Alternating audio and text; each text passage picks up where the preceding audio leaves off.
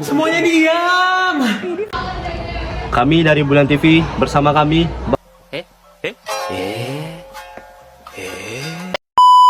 bersama kami Bambang Rusdawan dan Dilan Apalino Putra akan menyiarkan dan menjelaskan tentang kerjasama ekonomi internasional. Dah on nih. Apa sih kerjasama ekonomi internasional? Kerjasama ekonomi internasional adalah bentuk hubungan antara dua atau lebih negara yang bertujuan untuk memenuhi kebutuhan ekonomi bersama, meningkatkan kesejahteraan, dan menciptakan stabilitas ekonomi global. Justru pula tujuan dari kerjasama ekonomi internasional ini apa?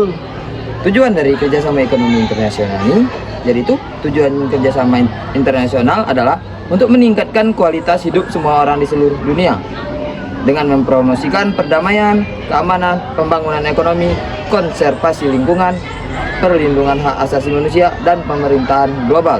Selain tujuan pula, ada pula tujuan lain. Apa tuh? Tujuannya yaitu memenuhi kebutuhan dalam negeri akan barang dan jasa, memperluas pasar hasil produksi barang dan jasa, mendorong peningkatan produktivitas, memperluas lapangan kerja, menambah devisa negara. Selain tujuan itu pula, pasti ada manfaat. Coba sebutkan, apa manfaat itu? Manfaatnya meningkatkan daya saing ekonomi seperti impor dan ekspor barang, semakin memperkuat alur perdagangan dan akses pasar. Kasus persengketaan atau pelanggaran dapat diselesaikan dengan mediasi jelas, transparan, dan adil, memperkuat dan menstabilkan keuangan negara, menambah pendapatan negara lewat devisa. Paham? Oke, giliran. Siap. Aku lagi nak nanya. Oke, boleh tuh. Apa tuh? Apa baik bentuk-bentuk kerjasama ekonomi internasional? Jadi tuh bentuk-bentuk kerjasama ekonomi internasional ada bilateral. Kerjasama ekonomi bilateral adalah kerjasama ekonomi yang mengikat dan melibatkan dua negara di bidang ekonomi. Kerjasama ini bersifat saling membantu, menguntungkan, dan timbal balik. Contohnya seperti Indonesia dengan Korea Selatan atau kerjasama Indonesia dengan Tiongkok. Kerjasama ekonomi regional juga pula.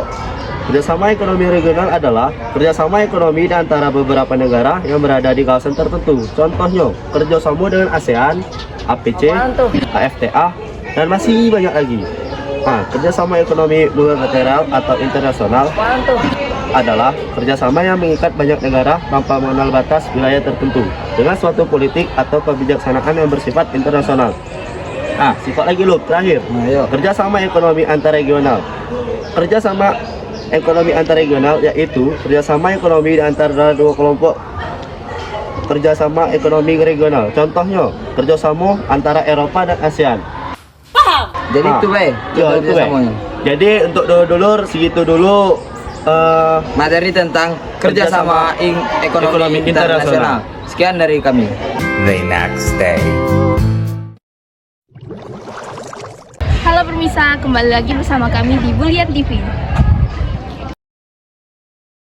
Kak, permisi, boleh nanya nggak? Boleh. Boleh sebutin nggak sih apa aja contoh lembaga kerjasama ekonomi internasional itu?